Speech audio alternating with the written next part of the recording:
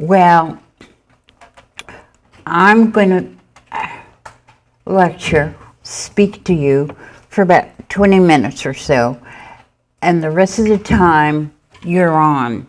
I want to be sure that I hear your questions, okay? The joke is, I don't get paid if you don't ask me questions, all right? So, we'll get started. The photo you see is of Mother and Daddy, born in the Netherlands, or Holland. I'll use the word interchangeably. And they lived for 29 years until they were murdered. I am their daughter, named Clara. Actually, I have 3 names. That's something we can talk about later, okay? So, they were Jewish. And so I'm Jewish. My whole family, at least 60 of them, were killed during the Holocaust. Would you get my book out? And we'll put it right here. Okay.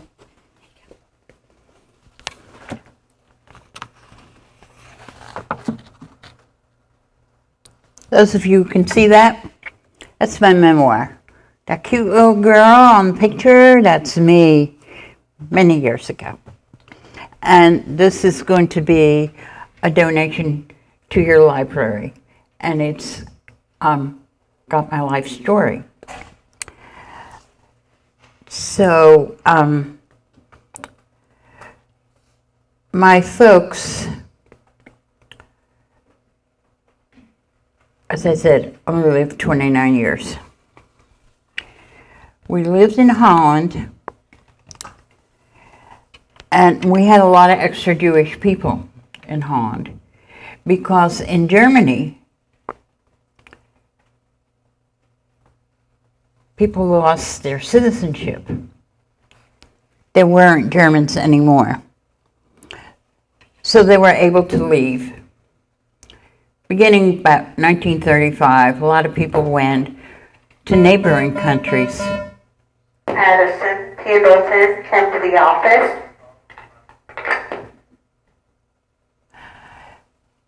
They went to Belgium, Holland, Switzerland. So we had a good many extra Jews who just found their jobs again. They would be carpenters, teachers, judges, just like they were at home. And since Holland had always been a neutral and self-sufficient country, they felt quite safe. But they were part of the 6 million Jews who were killed. What does 6 million look like? How about most everybody in the state of Tennessee? Wipe them out. Tennesseans are no more. That's what 6 million looks like. The picture on the left is where my parents started out their life. It's where they were married, and that's where the old city was. And the picture on the right is the destruction of the old city. 3 hours of solid bombing made those ruins. This also goes to show you that the war didn't just happen to Jews. The Second World War happened to Dutch people too. Many of them starved to death. And you wonder why a country that was very self-sufficient, had everything, took care of each other. Why would we have to open soup kitchens by the end of 1941, just a year or so after they were invaded? Well, the Nazi soldiers ate well. So our food was stolen by the Nazi. Things went bad for Jews very quickly, though. Every couple of weeks, there were new rules from the Nazi government. Now, to know that not all Germans were Nazi, but all Nazi inflicted these horrors. In no country, never could the Nazi have done this by themselves. They had collaborators everywhere. I'm afraid to say that even police force was involved. And we'll talk a little bit later about the story of Anne Frank so that you can see how betrayal happened. But in my case, I call all the people who were part of my life villagers. There's this saying that it takes a village to raise a child, and surely did in my life. I wouldn't be here if it wasn't for all the help I got. So, nobody's crazy about curfews, I know. Parents, everybody, were off the streets between 8 p.m. and 6 o'clock in the morning. And you know, everybody carried an ID. And if you were asked to produce your ID, you better have it. And if you were a Jew, it had this big J on it. But there was another way to establish that you were Jewish. Raise your hand if you think you know the answer to that. Yes, ma'am? Star of David. The Star of David was worn very prominently on the outside garment. The men often wore armbands with the Star of Shame on it. So, there were also such things like, you can't go to the theater, you can't go shopping. Yeah, you could go shopping, like, after 4 o'clock in the afternoon.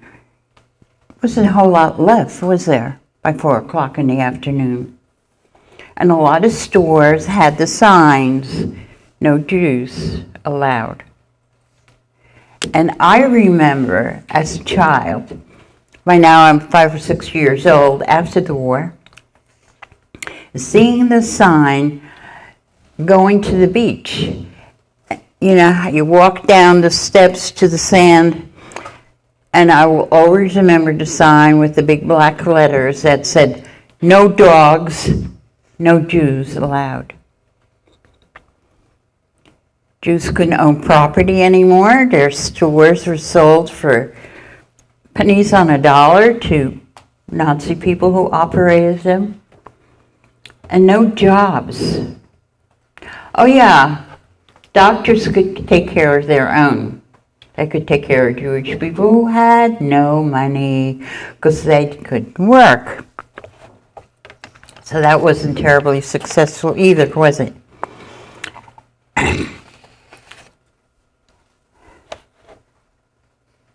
The next picture shows you an artist.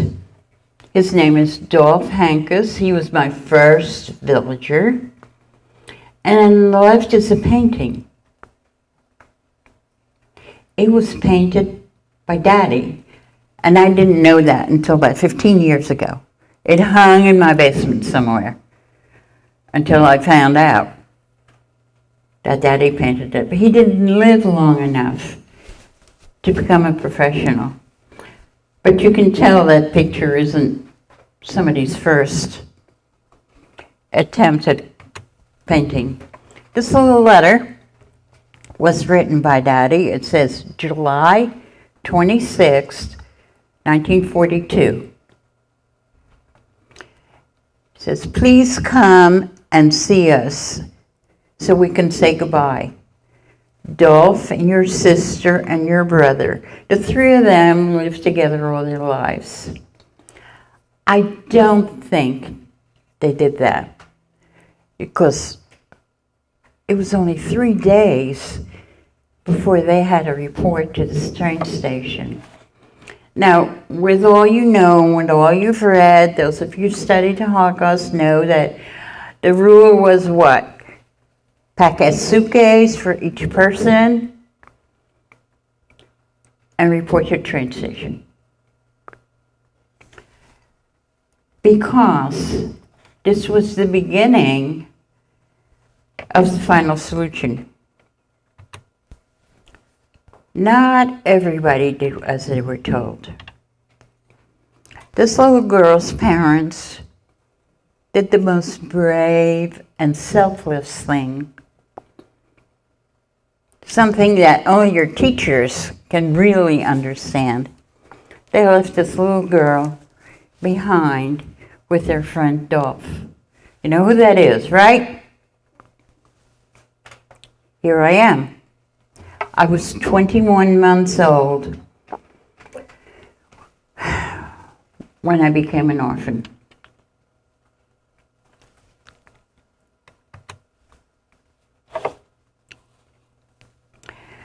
The lies about you're being resettled and you will have a job when we go east, that was the surmise. You will be resettled east and you will have jobs. And you know, every single camp had that lettering across that says, Arbeit macht frei. Work will make you free. The lie followed them all the way in. And that railroad track, yes, that's the one-way track into Auschwitz. Very, very few people escaped that. My parents are ashes. I don't have a grave to visit. And so were my grandparents. I'm two little boy cousins.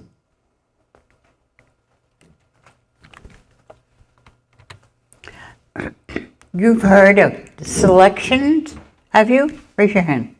Have you heard of the selections? Yes, some of you have, sure. The selections was where they separated people in the family. Now look at that picture carefully and tell me who you don't see. Raise your hand if you figured it out. Yes, ma'am. The fathers and the big brothers. You know where they are? They became slave laborers by then. People who lasted about 6 weeks because of the awful conditions of likely hardly any food. And then they were replaced. There were plenty others. Those folks also went to the gas chambers. This picture is very emotional for me. Look at those little kids. Those innocent little children. They were, like their mothers and grandmothers, stripped naked and taken to the gas chamber. Meanwhile, Clara, here I am, and Dolph trekked across the country. Now, it's not a very wide, not a very long trip, but I know it took over a day. It had to. Trains weren't running. They were only being used for transport. So how did we get to where I was supposed to be going? To Buccolo, where there was a chicken house. That's where I was to be hidden. And the reason that particular place was chosen is because Daddy's sister and her new husband, who were Zionists, were being trained to go to Israel. You know, Dolph didn't think that was a very good place to leave a little child. So I don't know how long I was there, but he came back for me, which is a good thing. Because the other 9 people who were hiding there for another year, almost a year, before they were betrayed and carted off to camp. I could have been there. I call that my second saving. It was amazing. Meanwhile, Dolph took me to Katendrecht, which is a small community on the Maas River, right across from Rotterdam. It takes one of those little tugboats about 20 minutes to get there. And Dolph's studio is right down the street from this big building where on the very top floor I spent some time. Again, I have no idea how long that was. Remember how old I was? I wasn't even 2. So I have no memory of that time. The lady on the right, Fee, also a resistance worker, took me across to Rotterdam proper, where I lost my identity, my name, but I did live. This picture was taken after the war. These are Mom and Pop, people who became my foster parents, the Christians who took a chance on saving a Jewish person, which wasn't easy, you know. People who were caught were also punished. The current picture, that one, was the days I wasn't lonely. I liked going to preschool. And here I am with a bunch of other kids. Can you find me? Raise your hand if you find me. That's all? Just 2 of you? 3? 4? 5? Okay. I am the child in the first row, second kid in. Now, how was that easy to find? What color hair do I have? Black hair. Everybody else had some shade of blonde. And until about 2 years ago, I had black hair. Age caught up with me. I have memories of that time. One of them being, there was a rule. I was not to go, never to go, near the picture window. Wonder why? Well, you know, you guys, if you're told something often enough not to do it, what do? Right? You break the rules. And I did go to the window. And what brought me there was that I heard a drum, regular beat of a drum, on a rainy, late afternoon.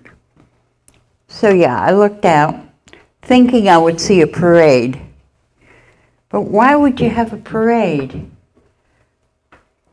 when there were no other instruments, when there were no fancy costumes. Why wasn't it canceled?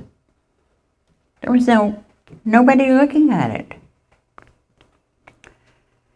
Well, it was a long row of men, multiple ages, just in drab clothing.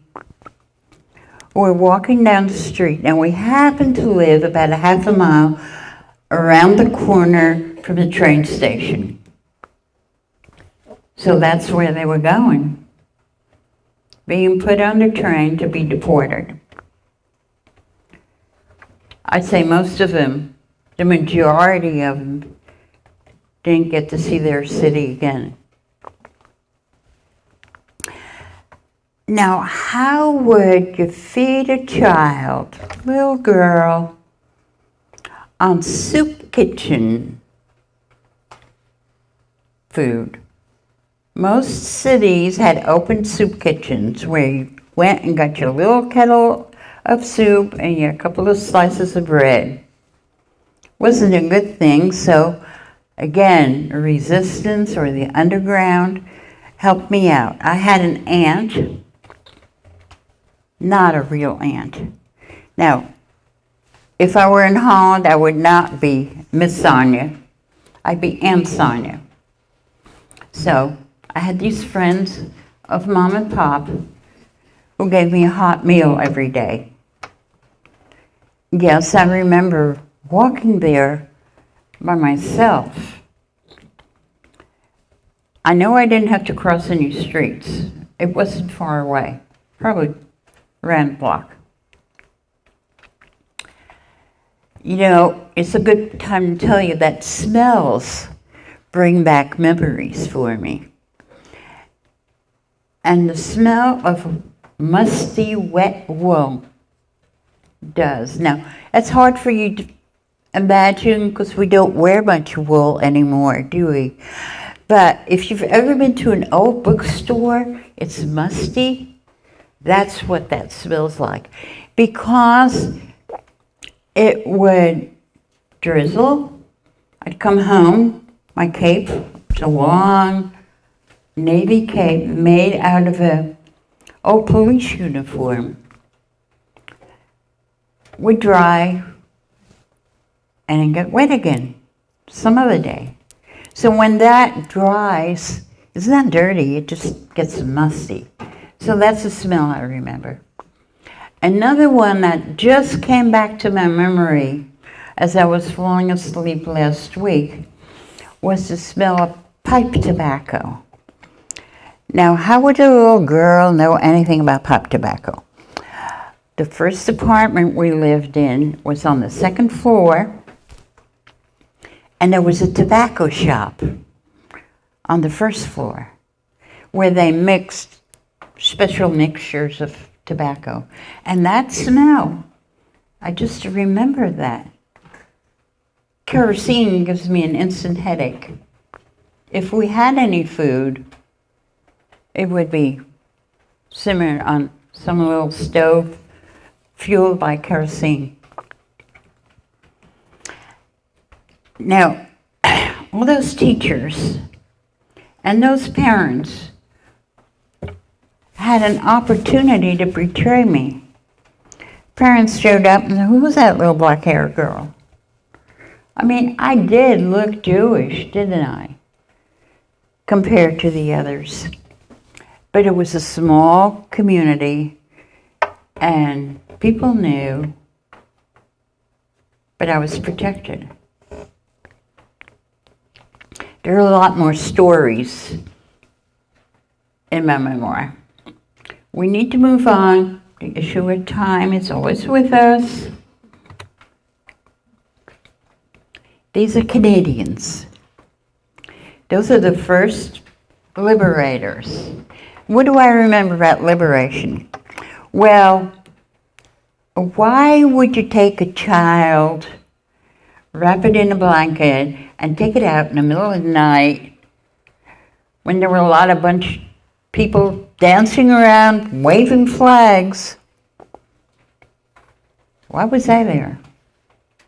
They had just found out that the war was over.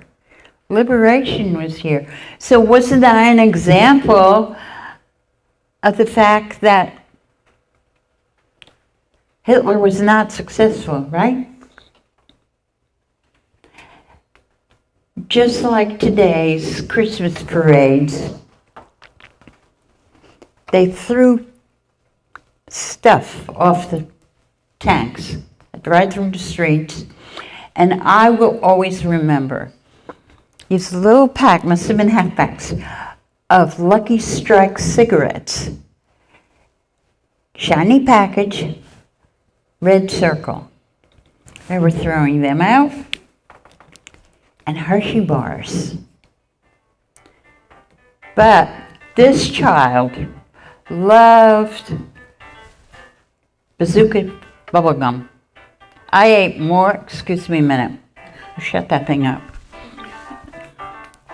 I never get any calls, you know that.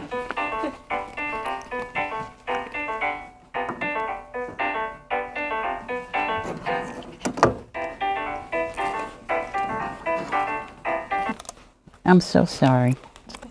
We didn't even have to tell you to turn your phones off. No, just wait for me.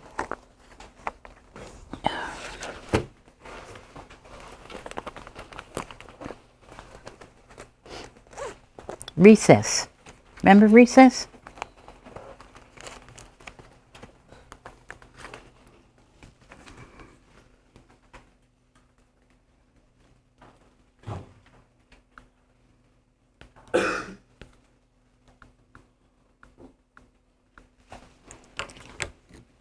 Apologize.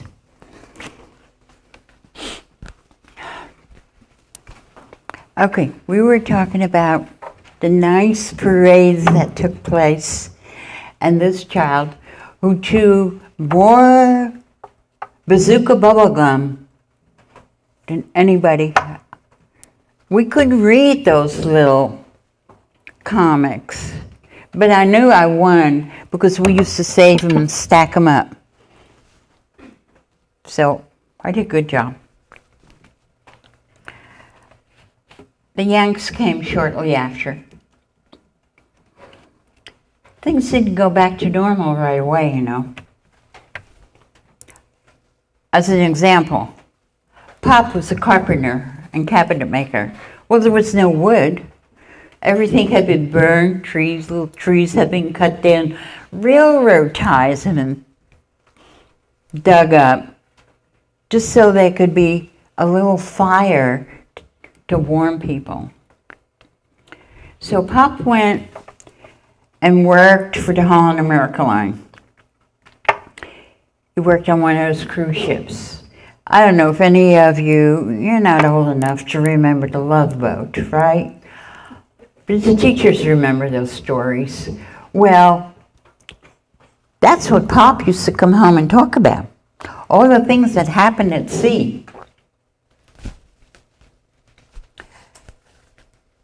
But by about 1947, this lady came to found me.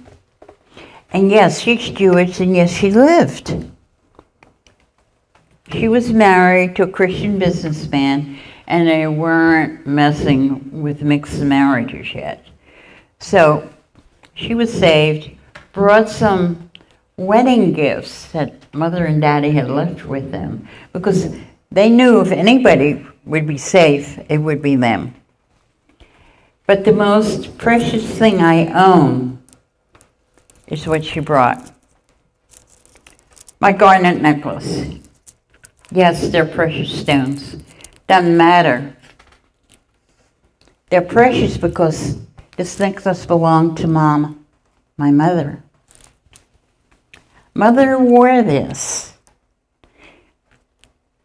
and left it with my aunt who brought it. So I only wear this on special occasions.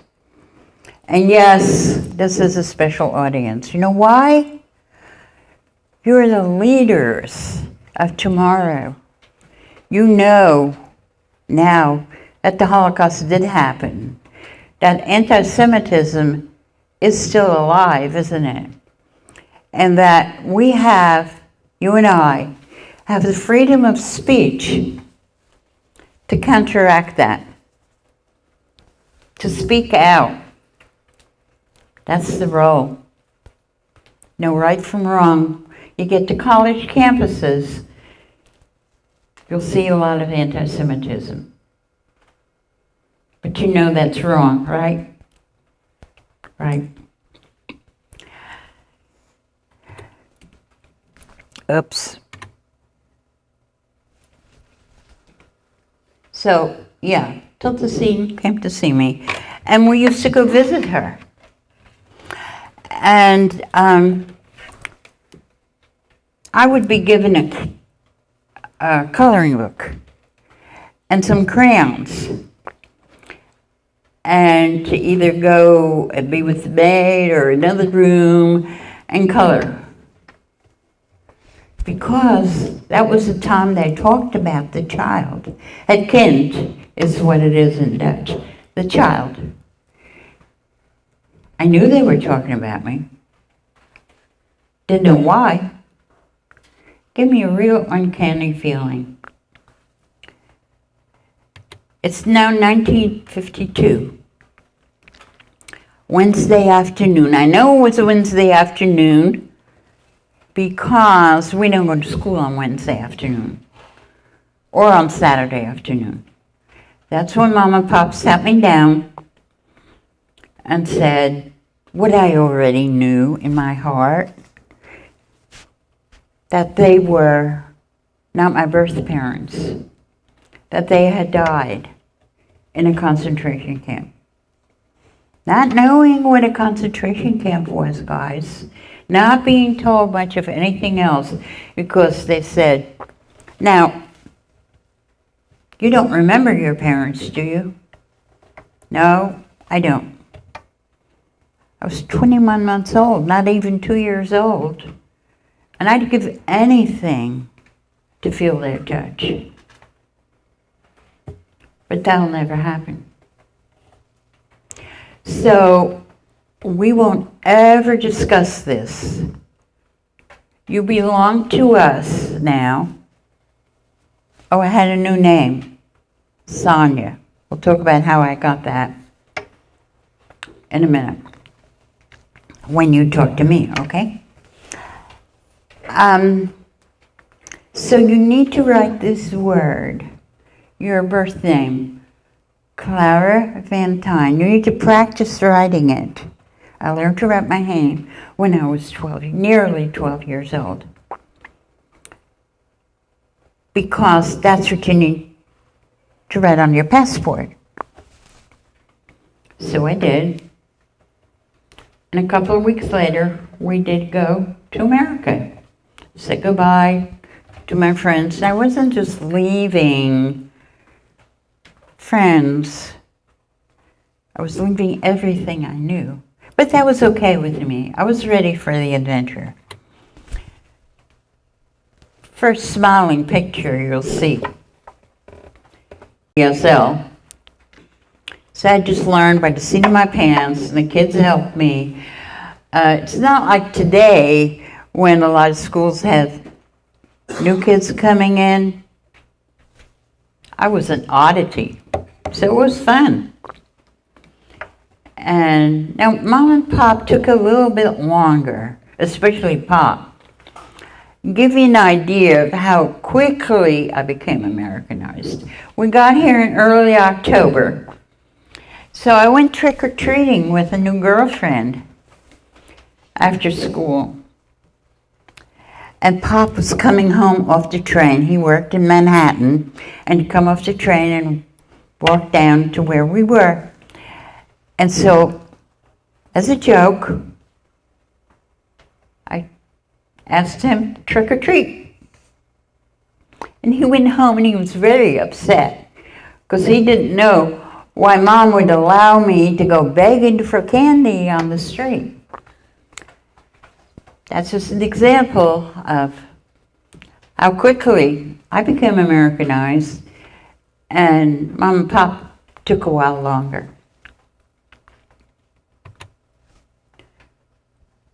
one of the reasons I show you my wedding picture, 1962, is the day became Mrs. Ron DuBois, is the day's fashion. Look at that hat. Don't you think that's cool? That was high fashion in those days. And that's Pop, that's Mom, and Ron and I. We were married for 49 years, and he only died 2.5 years ago.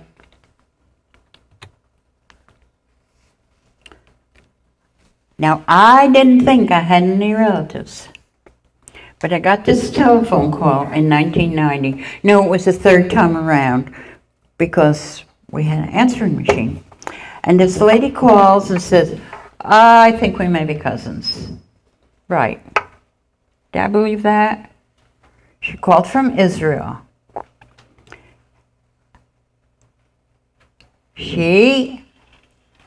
Not her. She wasn't born until 47. Her sister, her parents, and her grandparents immigrated on one of the last boats out. And they went to Cuba because America wasn't taking Jews. By the time I talked to her, he lived in Israel. And that's us on her balcony in Tel Aviv. That's the airport in the back. And that's how I got that picture of Mother and Daddy that I forgot to tell you I didn't see until I was 60 years old. Again, we can talk about that in a minute. Ron and I started a new family. I'm the matriarch of a new family. Nobody else is alive. The guys on the right, grandsons from Georgia. That's their mother, the First Lady. The rest of them belong to Monique, a person who looks a little bit like her mother, right? We had that picture taken at Christmas because in Jewish tradition, heritage continues through the mother. I'm sorry, you can't see everybody. The two little girls on the end. We're almost through. It wasn't until 2021 I got to go to the chicken house. That's the ruins of where I was hidden. I don't know how long before they were betrayed. And that's me standing in one of the old doorways. I'm too young to have remembered that. But I do believe in deja vu. I felt I had been there. Just felt it. That's where those people lived. There was 9 people in that little building for another year after I was rescued. Now there's another feeling that I never had. It's a word I'd heard a lot. Survivor's guilt. What's that? Instantly, I learned it. And I have it. That monument has the names of 620 some children away that didn't come back. You know, who could better take care of kids than their parents? So sure, they wrapped their arms around them, took them to their deaths. The wall is what separated the railroad tracks from where the people were gathered. The rails have been picked up. but the wall is there. It was my last day in Holland at the time, so I laid flowers. And that's really the beginning of my story, isn't it? Thanks for your attention. And questions are welcomed. Just raise your hand. And teachers can play too.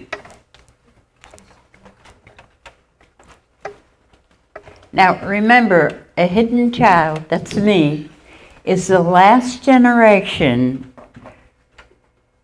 that can interact with you. You'll see movies, you'll read books, but there's no other opportunity. When I go, and figure out how old I am. I was born in 1940. Somebody tell me how old I am. 93 or 94? 84 in October. Now, during the war, very good. During the war, my birthday was in August. I didn't know until 46 or 47 that my birthday was another time. August 22nd was the time that I came to Mom and Pop. I got a new name. I started a new life, and it was a new life for both of them. They wanted a child so badly that they took a chance by hiding a Jew. That was very brave. Really? You're going to sit there and be quiet? Thank you, hon. Yeah. When did you get to celebrate your first birthday? When did I get to celebrate my first birthday? I don't remember, but it had to be in 47. I want to tell you where I really celebrated my birthday. You know, in Holland, things are a little bit different. People come and visit the adults and say hi to the kid.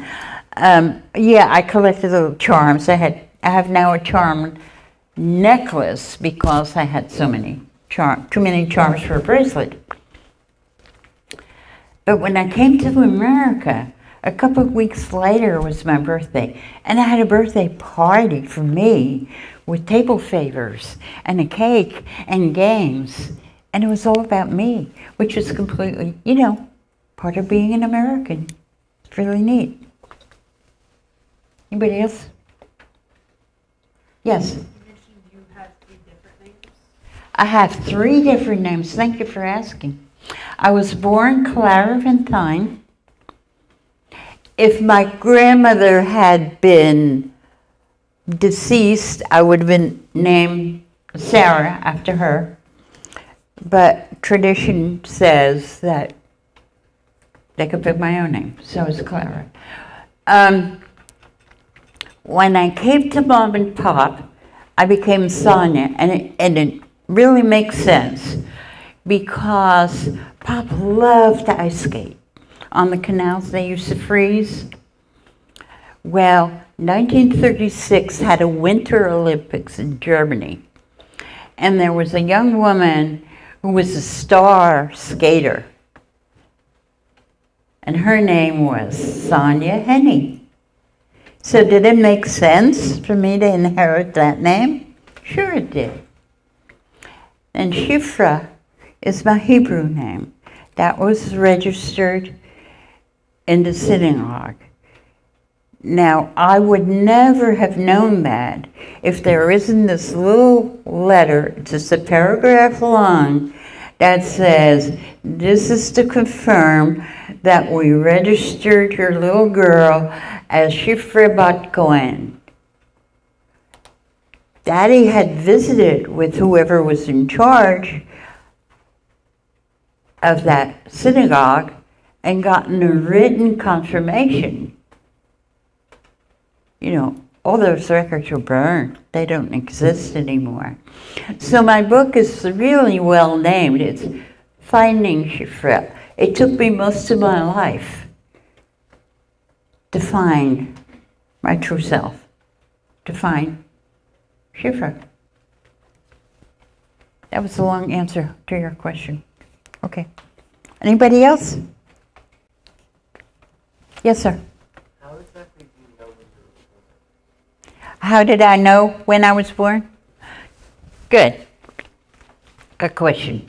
Eventually, I got my birth certificate from Holland, from the archives. At home, I have two editors, and one is Hanno, and he's a physics professor at UT. Speaks Dutch fluently, and took it upon himself, to put my history together. And so we have a copy of it now, yeah. During the war, that was kind of impossible. Yes, sir. What difficult for you to become a U.S. citizen where you didn't have any records? How difficult was it to become? A U.S. citizen without any records. Ah, what an interesting question that is. I didn't know this until just about maybe 20 years ago. I looked at the back of my naturalization paper where a judge had stamped saying the name change is to Sonja Vanderkeen, my foster parents' names. I came with my birth name, and the reason that happened was it was a birth distant uncle, who worked at the Holland America Leg. He was a high-ranking officer and helped a lot of Jews, my family, helped a lot of Jews immigrate. As a matter of fact, he was knighted by our Queen after the war for his work in the underground. Right? That answer your question? Yeah. Okay.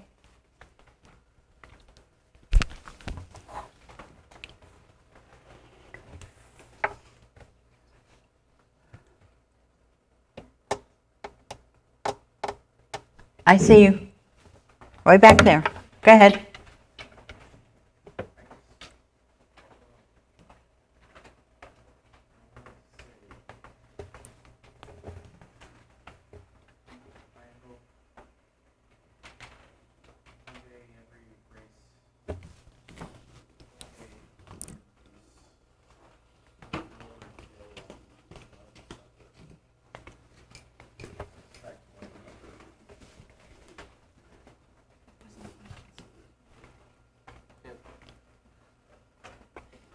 I hope you all did you all have a chance to look at these?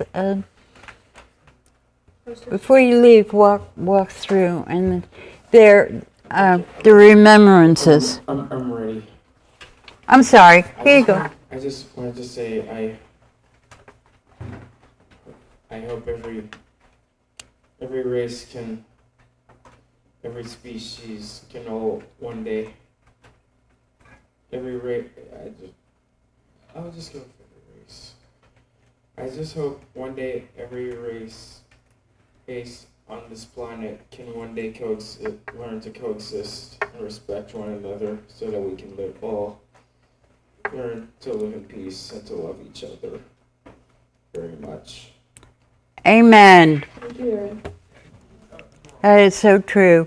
And remember, I said you guys can be part of that, because we have the freedom of speech to acknowledge when something wrong happens. And it happens, thanks. It happens often enough, right? And when you get out of high school, a lot of you are going on to college campuses. I don't know how much news you look at, but you knew of the rallies on campuses, the Palestinian sit-ins. And that's because people don't know their history. If you don't know history, you're doomed to repeat it. Isn't that what's happening? In my lifetime, I'm not getting on my soapbox, I just want to tell you that in my lifetime, I never thought, never again, that this climate would exist in America. Not just in America. You know, it's worse overseas. So now you know to be leaders that know the truth and work, like the young man said, for getting to know each other and loving each other. You know, a lot of this is that people just don't know that 11 million people were killed by a Nazi, you know, because there were, what, Seventh-day Adventists, Polish people, those that were mentally or physically disabled.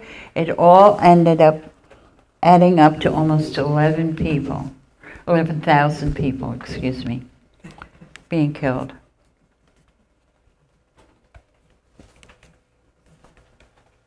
Yes, ma'am. When you've read documents of other Holocaust survivors' stories and stuff, what did that do for you? What did it do to me to read other Holocaust stories? And you know, for some reason, I continue to do that. It hurts. But what it does for me is making me again so humbled and grateful that I exist. There isn't a day that I don't go by, step by my front window, having a cup of coffee, and say, thank you, Lord. And my thanks is being able to share my story with so many, because my story is just an example of what happened when racism goes unchecked. Thank you. There was another one somewhere. Yes, sir. Did you feel like welcomed in America? Did I feel that I was welcomed in America? Absolutely. There was no prejudice. Now, I didn't publicly say that I was Jewish, but as a foreigner, I was welcomed. I didn't consider myself a Holocaust survivor for many, many years. And that's because I was told, and I know I didn't suffer physically, I wasn't in camp. So what do I have to complain about? It wasn't until I started going to, there's a group of us, still a few thousand, of Hidden Children, the Hidden Children Foundation, that meet annually from all across the world. I don't go anywhere, too old to travel. But, you know, there it was said over and over, you need to tell the story, you need to write it down, because like President, at the time, General Eisenhower said, people are not going to believe this. So he had, one thing he did, he had locals walk through the camps, walk through Dachau to see what happened, what they were responsible for. And he also said, people are not going to believe it unless we document it. And when my husband, who's a vet, was inducted, they have this film that Eisenhower insisted be made, and it shows things you don't want to show little kids. Right. Yes, sir. What is your view on the American dream, and did you achieve Repeat it. He said, what is your view on the American dream and did you achieve it? Did I achieve the American dream? Yeah, I guess so. I'm free. I'm financially independent. I had have a loving family. And it was all made possible because of freedom. You know, we can do our own thing. There are very few rules. Yeah, you gotta be. I used to have an English teacher who said, there are 2 things you gotta do. You gotta die and pay taxes, and that's about it. You know, the rest of you make your own path. Yes, thank you for that question.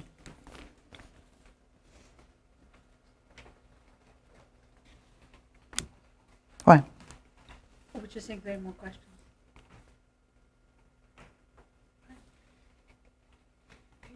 Finish? Okay.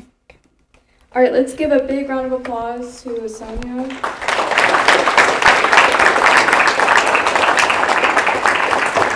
Thank you.